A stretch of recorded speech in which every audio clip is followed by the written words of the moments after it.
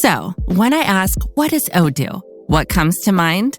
Well, Odoo is a bit of everything. Odoo is a suite of business management software that some people say is like fertilizer because of the way it promotes growth. But some people also say Odoo is like a magic beanstalk because it grows with your company and is also magically affordable. But then again, you could look at Odoo in terms of how its individual software programs are a lot like building blocks. I mean, whatever your business needs, manufacturing, accounting, HR programs, you can build a custom software suite that's perfect for your company. So, what is Odoo? Well, I guess Odoo is a bit of everything. Odoo is a fertilizer, magic beanstalk building blocks for business. Yeah, that's it. Which means that Odoo is exactly what every business needs. Learn more and sign up now at odoo.com. That's ODOO.com. Everything from clothing to household items are getting more expensive each day. The world of fast fashion has complicated clothing production by outsourcing around the world to whoever can sew them the cheapest. And now you, the consumer, are paying the price with rising costs. American Giant is about keeping things simple and close to home. They aren't affected by tariffs because their products never leave the U.S. So when you buy from American Giant, you're taking a stand for hardworking people, local communities, and quality clothes. American Giant directly supports American manufacturers and ensures you aren't footing that tariff bill. Support American-made, tariff-free clothing with American Giant with American Giant. Get 20% off your first order when you use promo code STAPLE20 at american-giant.com. That's 20% off when you use code STAPLE20 at american-giant.com. How would you like a 15% discount to my daily email, the stack of stuff, the show notes, discounts to the conference, all of that? All you need to do is text the word SHOW to 33777. You'll get the annual subscription with a 15% discount to my daily email. You'll get the stack of stuff, the links to the show notes, discounts to the conference, and so much more. All you have to do is text the word SHOW, S-H-O-W, to 33777. Text SHOW to 33777.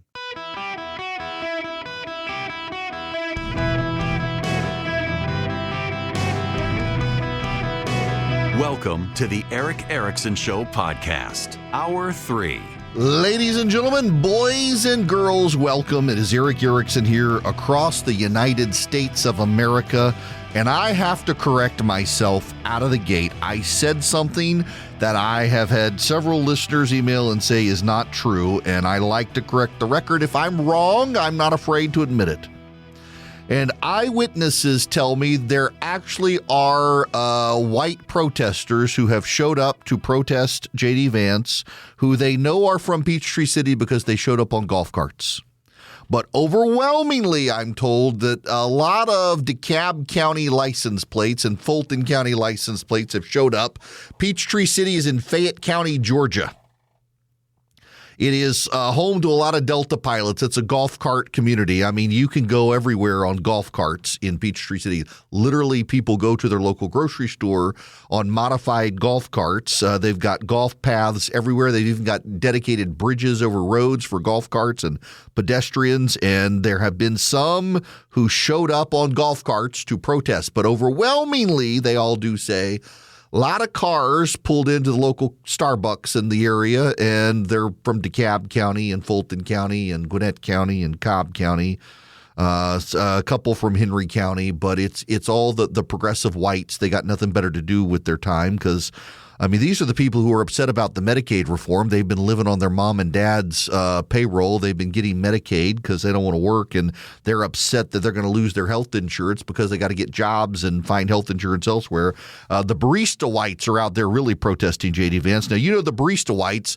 The barista whites are the heavyset girls with the nose piercings and the multicolored unnatural hair. The barista whites are out there really, and then you got the guys with all the piercings and stuff, and they all wear black goth and they have the Zer pronouns, and they all work at the local coffee shop. The barista whites are the ones who are really out there protesting J.D. Vance today. Barista whites got nothing to do but make coffee, and I actually want the barista whites. We need the barista whites. I was in a coffee shop earlier today, and it was a girl. She had bangs, and the bangs were bleached white.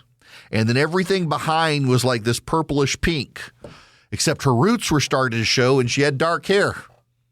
And she was making me, and she did a fantastic job with my coffee. She even did the little heart thing where, they pour the milk on top for the espresso for the latte, and it makes a little heart. She did that for me. God, it makes me happy when the barista whites are out there showing me their artwork. And I don't know what her pronouns were.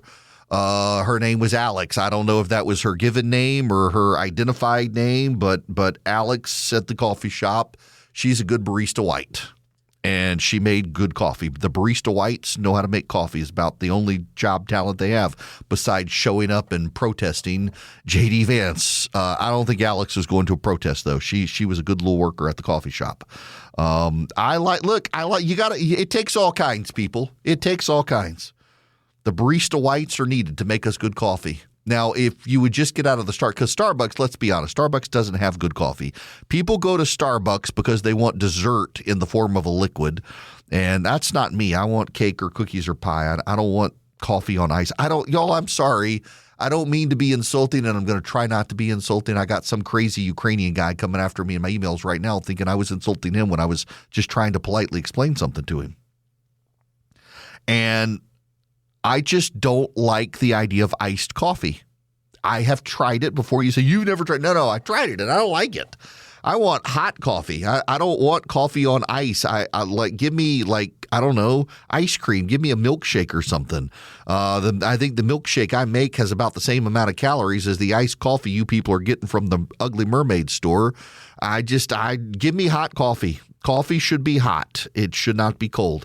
And I know some of you disagree with me. I can't help that many of you are wrong, but coffee should be hot and should be served by a Z-Zer barista white with pink hair. That's the best coffee, unless I get it from my Jura from home where I just push the button. And I've got my barista white is actually a robot machine that I push a little button, and somewhere inside this little Jura coffee machine is some barista white with purple hair grinding my coffee beans and heating up the temperature exactly what I want and letting it steep exactly the temperature I want for exactly the time that I want. We got to have barista whites. Okay, we got to move on from the barista whites to the other white progressives. One of the things that the Democrats have said was a guarantee was that Donald Trump was going to defy the courts, and it would be a threat to democracy, because everything is a threat to democracy unless it benefits the Democrats. I mean, you understand this, that threat to democracy, that phrase means it might hurt the Democrats. And Donald Trump defying courts would be a threat to democracy. They never say threat to the republic because it's never a threat to the country. It's just a threat to the Democrats. But we've heard Donald Trump was going to defy the courts. The courts would give Donald Trump an order and he would refuse to comply with the order. Thus far, Donald Trump has not refused to comply with the courts. He certainly dragged his feet in the case of the illegal alien from Maryland, bringing him back from El Salvador. Took him a while to get here, but he didn't defy the courts. They brought him back. Fulton County, Georgia, is just north of Fayette County, where J.D. Vance is. J.D. Vance will fly into Hartsfield-Jackson, Two Dead Mares International Airport and drive south. Fulton County is Atlanta, Georgia. And Fulton County was a hotbed of electoral intrigue in 2020. The Republicans in Georgia changed the laws nationwide. All eyes were on Fulton County. And here's something you got to understand is that Fulton County, Georgia has historically, going back to before I even moved to this state in the 90s, horrible at counting votes. They actually did, the Republicans and Democrats together, to their credit, it was mostly forced by the Republicans, but the Democrats went along with it. They actually forced reforms on the Fulton County Board of Education or of Elections. And in 2024, Fulton County was actually efficiently able to count the vote. For the first time in the history of the world, Fulton County actually efficiently counted votes. There were still problems, but everybody was kind of shocked that somehow Fulton County learned how to count the votes. The rules for state boards of election in Georgia are very simple. The Democrats get to pick people and the Republicans get to pick people to form the Board of Elections. Now, if you're a Democratic county, The Democrats get to pick the chair, and if you're a Republican county, the Republicans get to pick the chair. But normally you got 2 Democrats, you get 2 Republicans, and then they appoint a chair. The chair tends to be of the majority party of the Board of Commissions, but each party gets to pick members for the Board of Commissions. And the law in the state of Georgia says the Board of Commissioners shall seat the picks of the Republican Party and the Democratic Party. There's no may. There's shall. And if you go to law school and you take statutory law, which typically you take your second semester, your first year of law school, if a law says shall, that means there's no discretion. Essentially, the Board of Commissioners is acting as a clerk. They have no discretion. If I come in and the law says you shall do something for me, you've got no choice in the matter. You have to do it. And the law in Georgia says the Board of Commissioners of each county shall seat the designees of each party on the Board of Elections. A number of Democrats on the Fulton County Commission said we're not going to seat the Republicans because they denied the 2020 election. We're not going to sit them on the Board of Elections. So Republicans sued. It went to court. And the court said this isn't a matter of discretion. It's not a matter of voting for your constituents' interest. This is a pro forma vote. You are required by the law to put these people on the Board of Elections. You don't have a choice. The law says shall. There are times that elected officials operate as magistrates. There are times they operate as deciders. When a Board of Commissioners is deciding something for the interest of their constituents, a court cannot force them to do something. But when they are just in a ministerial role doing something they're required to do by the law, the court can force them to do it. Goes all the way back to Marbury versus Madison, the first major Supreme Court case out there, writ of mandamus, compelling a governmental official to do something that they got to do. And in this case, the Board of Commissioners shall seat the Republicans on the Board of Elections. And the Democrats of the Fulton County Commission have said, we're not going to do it. There was another vote last night after the court told them they had no choice. They had to do it. And the Democrats say, you can't make me cast my vote this way. Well, yeah, actually, the law says so. It's not even the judges. It's the explicitly written law. So the Democrats on the Fulton County Board of Commission have decided not only to ignore the explicit language of the law, but to also ignore an explicit court order. And by the way, the order was appealed to the Georgia Court of Appeals, and the Georgia Court of Appeals said, the judge is right. You got no choice. You got to do it. And they refused to do it. Nationally now, it's not even Georgia, it's nationally. Progressives are cheering this on. They are the authoritarians they warned us about, people. They are defying not just the plain text of the law, they're defying a court order that was appealed. They're defying the Court of Appeals. They're refusing to do what the law says they shall do. They have no choice in the matter. They have to do it. They're refusing to do it. And progressives are cheering them on. Stacey Abrams' group Fair Fight saying, how can you oppose commissioners trying to not being compelled to vote in a way that defies the interests of their constituents? This isn't a matter of them voting for something that defies the interests of their constituents. This is an express law. The law says they shall do this. If they don't do this, they're defying the law. I want commissioners, just like I want my president, to honor the law. It's why I have been critical of Donald Trump refusing to shut down TikTok. The law says he's got to shut it down, and he's dragging his feet out. And I've been critical of Trump on that. What's remarkable is that these progressives aren't willing to be critical of any progressive. It's why you have fewer and fewer people on the right willing to criticize Donald Trump for anything, because progressives, they clearly don't care about the law. They don't even care about the courts. As long as it advances progressive interest, they're willing to do it. Who cares about the law? Who cares about the courts? They want Donald Trump to be bound by a court order. They want Donald Trump to be bound by the law. But when the law binds them or a court binds, they're like, oh, we don't care. We're not going to do it. So why should any Republican care about what anything Donald Trump does when the Democrats clearly don't actually care about honoring the law? Why should any Republican try to hold Donald Trump accountable for defying a court when the Democrats refuse to honor a court decision and, in fact, are being cheered on nationally by progressives in every corner of the country for defying a clear court order? If you're not willing to hold your side to the same standards you set for the other side, don't expect the other side to hold themselves to the standards you want. I want everybody to honor the law. That's why I'm willing to criticize Donald Trump. That's why I'm willing to criticize the left. It's just very notable here that progressives try to come up with clever excuses. Last night, had multiple progressives, including one who's the communications guy for Stacey Abrams' group, saying, how can you want the Board of Commissioners to be forced to vote against the interests of their constituents? It's not a want, it's the law. I want the commissioners to follow the law. You want the commissioners to ignore the law. You want the commissioners to ignore the court. Good luck being outraged when Donald Trump does that. And by the way, Trump has it. There's not a court in this country Donald Trump has ignored. There's a law Donald Trump has ignored, divesting TikTok, and I've been critical of him on that. And I've noticed a lot of progressives actually haven't been very critical of Donald Trump on that law. Been critical of Trump because the law is very explicit. But progressives, MSNBC, the New York Times, even the New York Times editorial page, op-ed writers in Georgia, the Atlanta Journal-Constitution, and elsewhere, they've all worried, what if Donald Trump ignores the courts?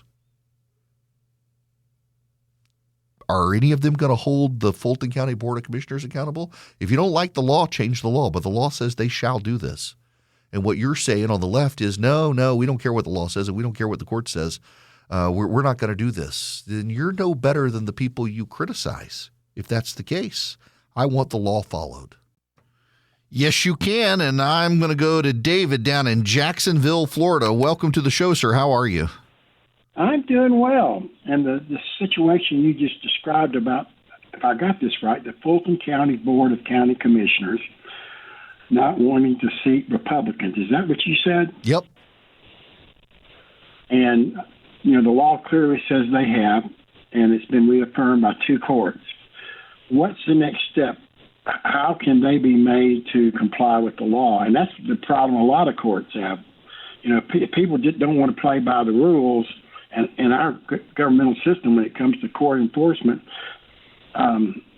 you have to do an extraordinary step or something like the U.S. Marshal in a federal case. So yeah, okay. So I got to tell you, this is the punchline for the whole thing. I'm glad you asked the question, David. There is in Fulton County something called the Fulton County Jail, and it is notoriously awful. And the court has already said that if the Board of Commissioners members refuse to do what the law requires them to do, they will be held in contempt. And in being held in contempt, they will be locked up in the Fulton County Jail until they have a change of heart and do what the law requires them to do. That's going to be the next step. The Republicans have filed a lawsuit. The judge has told the Board of Commissioners that the way the law works, they have no choice. They have to comply with the law. The law says they shall sit these members. And so there are two options. The court can declare that the Republicans are on the Board of Elections by virtue of the appointment, but it technically requires a vote, which is actually a ministerial act, a secretarial act, essentially. It's not a decision for the constituents or not. The law says they got to do it. And if the court doesn't say that, then the court's going to say the board actually has to make the vote. And if these Board of Commissioners refuse to vote, well, they can go sit in the Fulton County Jail until they have a change of heart. And actually, it's probably for the best if they do go spend a few weeks in the Fulton County Jail so they can see just how bad that jail is.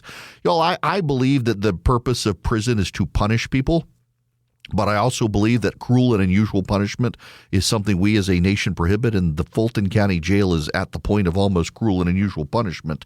It's such an awful facility. So maybe they need to go see what they've been doing and it'll open their eyes to just the whole problem. It'll also be deeply ironic.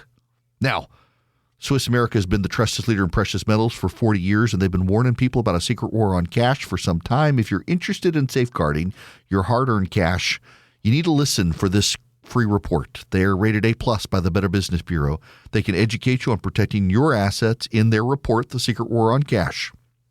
The report takes less than 15 minutes to read. It can save your retirement and finances. You get a copy of it by going to SwissAmerica.com/Eric, SwissAmerica.com/ERICK. Fill out the information. They'll get you the report. It takes less than 15 minutes to read. It's completely free. You can also call or text my name, Eric, 800-289-2646. If you call 800-289-2646, tell the very nice people on the other end of the phone, Eric Erickson sent you, or just text ERICK to 800-289-2646. Follow the link back. Message and data rates may apply. Hello, America. I hope you're doing well. It's Eric Erickson here, 877-973-7425. So, you know what is becoming increasingly the most conservative group in the United States of America? Young men. Young men.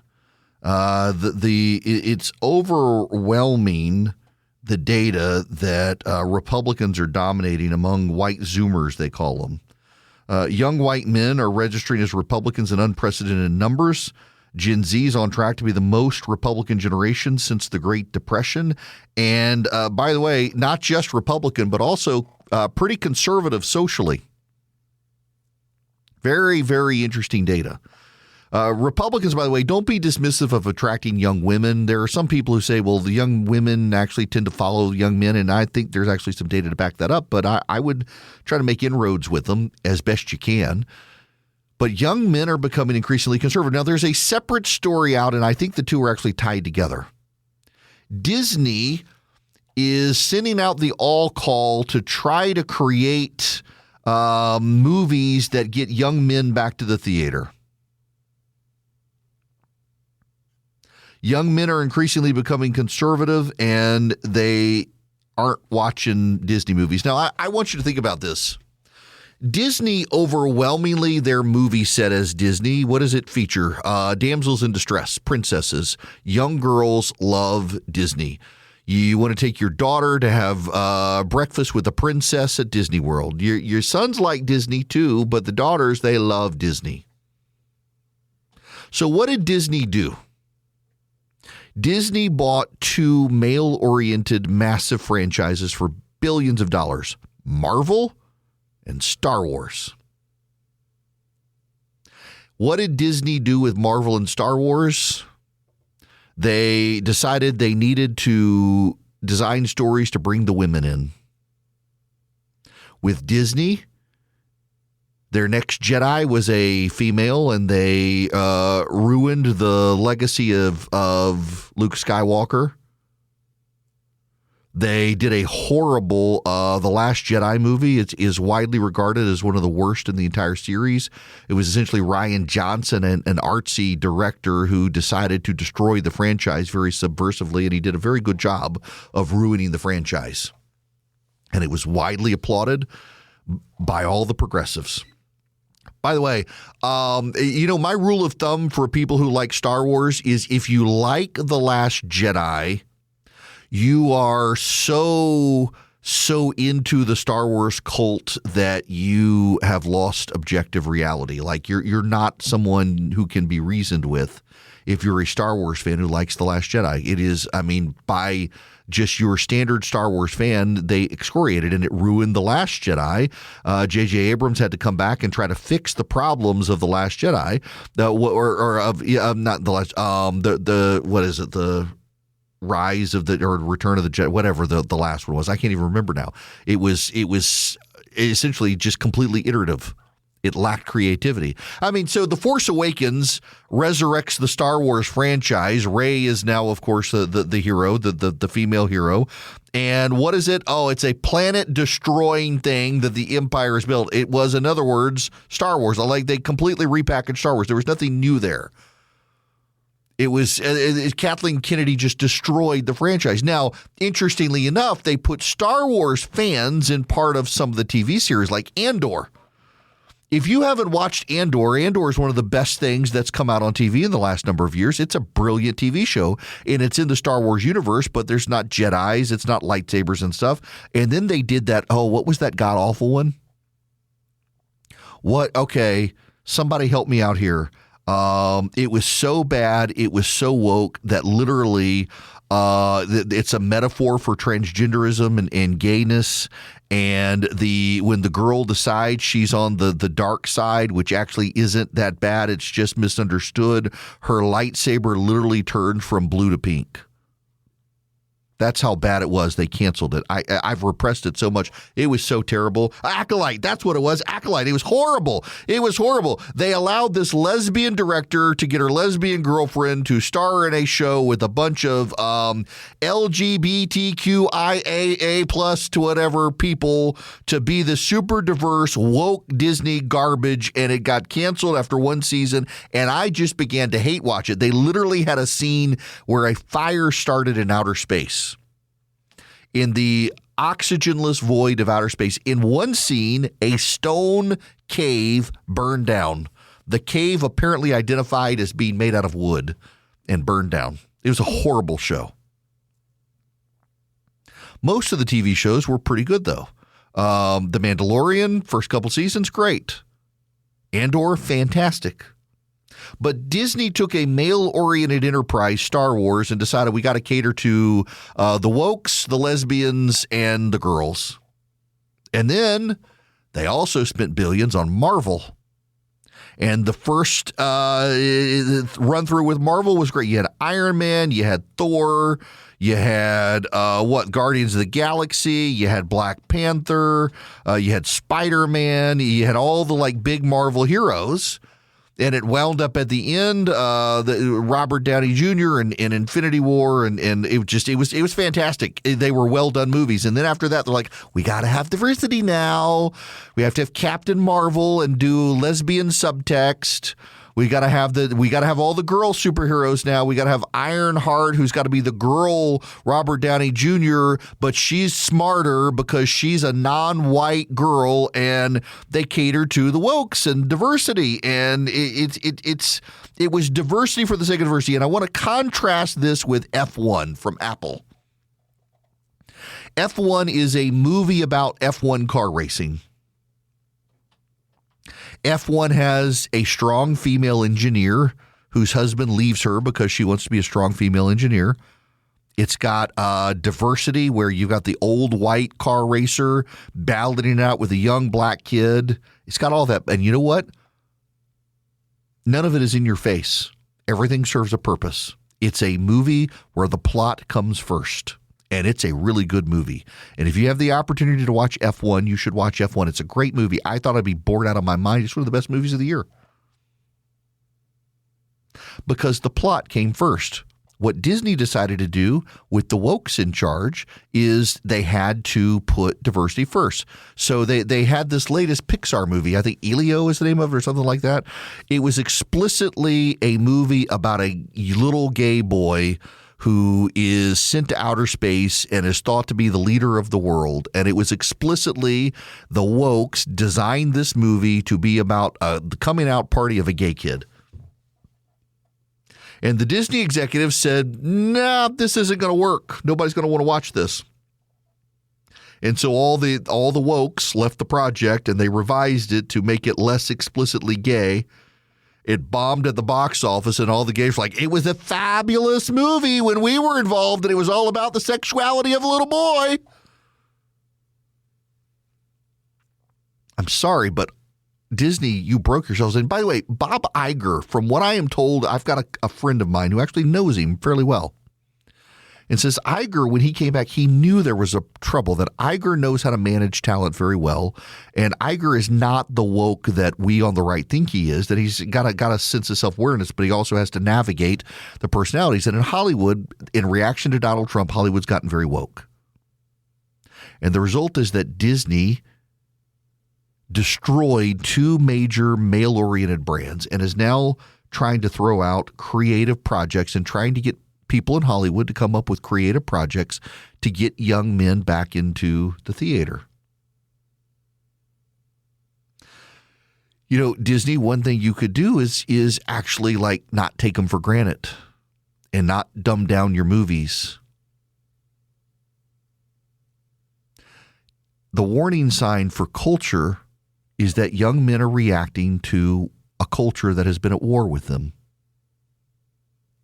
And by the way, culture has been at war with young men. My son has gravitated towards Jordan Peterson, Ben Shapiro. There are actually competing voices now. The Free Press has a great interview with my buddy Rod Dreher on how there is an illiberal right that's deeply anti-Semitic, deeply hostile to women, deeply hostile to conservative values, that's trying to indoctrinate young men, and people on the right need to be careful. Who are the voices their sons are listening to online? What are they listening to online? We want young men of character. The problem is that there are those on the right who want young men of no character, and there are those on the left who want the character not of men. They want androgynous boys who use the same toys as the girls, who are, any sort of masculinity is considered toxic. What the management at Disney is waking up to is something that the progressive left is going to have to wake up to. Boys are distinct from girls. There may be equality before the law, but men and women are complementary to each other. I know this goes against what a lot of people are taught these days, and even what some churches have embraced, but men and women have distinct roles to play in life. They are complementary towards each other. They are helpmates to each other. They're not the same. It's not a coincidence that most churches that embrace egalitarianism, where men and women are essentially equal, they all eventually leave Christendom. They don't recognize the distinct roles moms and dads play, husbands and wives play, men and women play. They're distinctive. And I would tell Bob Iger and Disney, if you want to get young men back into the theater, you have to be surreptitiously, subtly complementarian. Boys want spaces for boys. They don't want to be equal. They don't want to be. They don't want to be saved by the damsel in distress. They want to save the damsel in distress.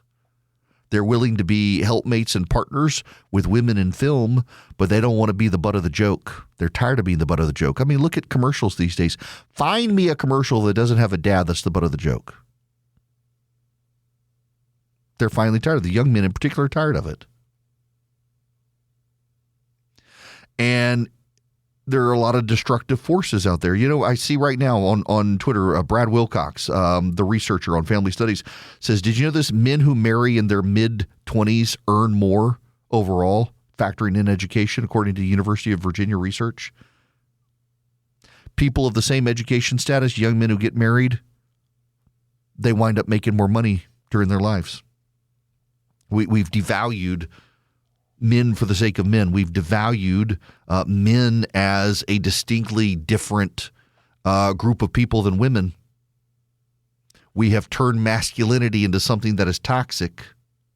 And Disney bought up a bunch of male-oriented programming and decided they needed to cater to the women instead with it. And the men are reacting negatively.